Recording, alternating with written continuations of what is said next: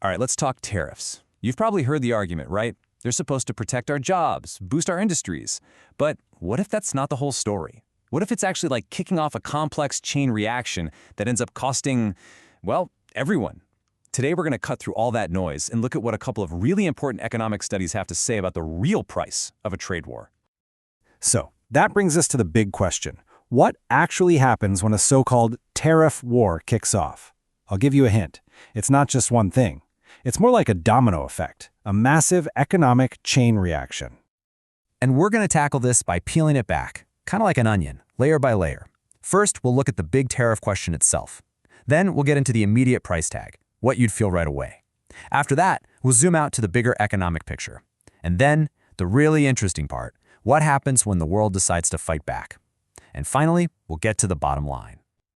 Okay, first up, the tariff question.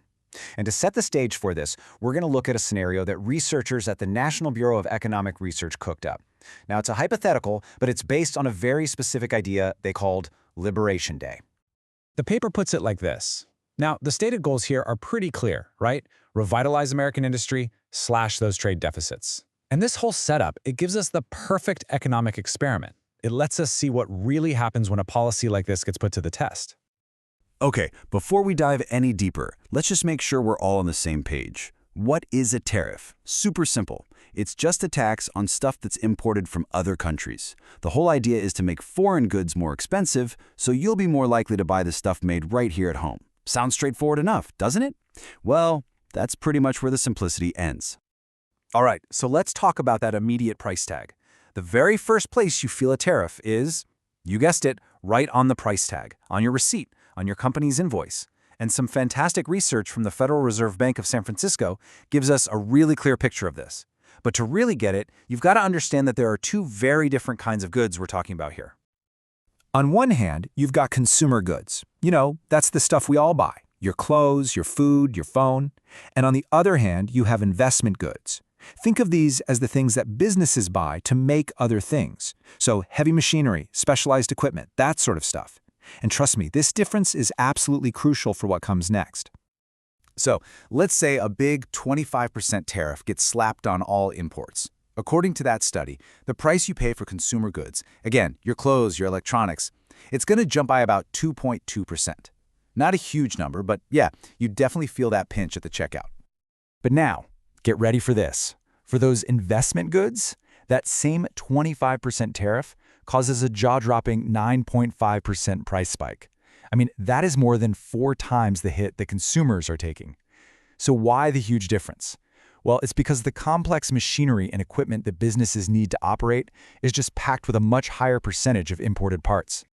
And I mean, when you put those two numbers side by side, the difference is just stark. It's clear that businesses are feeling the immediate pain of these tariffs way more than regular consumers. And this massive cost increase for the very companies that make everything, that right there is the first big ripple in our economic chain reaction. Okay, moving on to the bigger economic picture. So, prices are going up, we've established that. But what does that do to the entire U.S. economy? Let's zoom out and look at what the economic model says is the absolute best-case scenario. And this is a scenario that exists in a perfect world, a world where the U.S. puts on these tariffs and nobody else does a thing about it. And in this, perfect, no retaliation world, the numbers actually look pretty good. The trade deficit goes down by a lot, employment gets a little bump, and what economists call welfare, which is just a fancy term for the country's overall prosperity, it actually goes up by about 1.13%. So on the surface, you look at this and say, hey, it's working. But there is a massive catch. And here it is, the fine print. That entire 1.13% gain, it only happens if, and this is a big if, the government takes every single penny of that new tariff money and uses it to give everyone an income tax cut. If they spend that money on literally anything else or just sit on it, the model shows that gain completely vanishes. In fact, it actually flips to a tiny little loss. The research also points out something else that's really interesting. The actual plan, these really complex tariffs that are different for every country, is way different from what the economic model says would be optimal. In fact, the model suggests that a simple, flat 19% tariff on everybody would have been way more effective. We're talking nearly double the potential economic gains. It's a pretty big disconnect.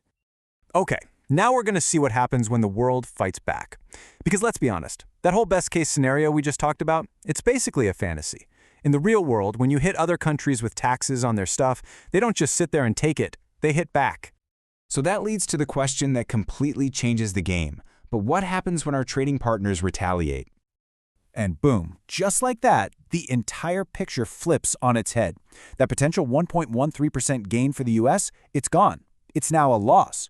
And look, it's not just the US that's losing. China loses, the EU loses, everybody is worse off. The gains don't just disappear, they turn into losses for all the players. This is what researchers call a textbook prisoner's dilemma. It's this classic idea from game theory, where every country, by trying to do what's best for itself, ends up creating a situation where everyone is strictly worse off. It's the definition of a lose-lose. There are simply no winners in a full-blown tariff war. But wait, it gets even worse, because there's this hidden cost, a kind of negative multiplier effect that ripples through the domestic economy. It's called input-output linkages. Let me break it down. Step 1, you put a tariff on imported steel. Okay. Step 2, now the cost of a car made in the US that uses that steel goes up. Step 3, a US company that needs to buy a whole fleet of those cars now has to pay more. You see how that one little tariff on steel gets bigger and bigger and bigger as it moves down the supply chain? So, let's get to it. What's the bottom line? What's the final score when you add everything up? The retaliation from other countries and those hidden costs rippling through our own supply chains. The final number is a big one, a potential loss of 3.8% in U.S. economic welfare. Think about that. What started out in a fantasy world as a possible 1% gain has now become a nearly 4% loss in the real world.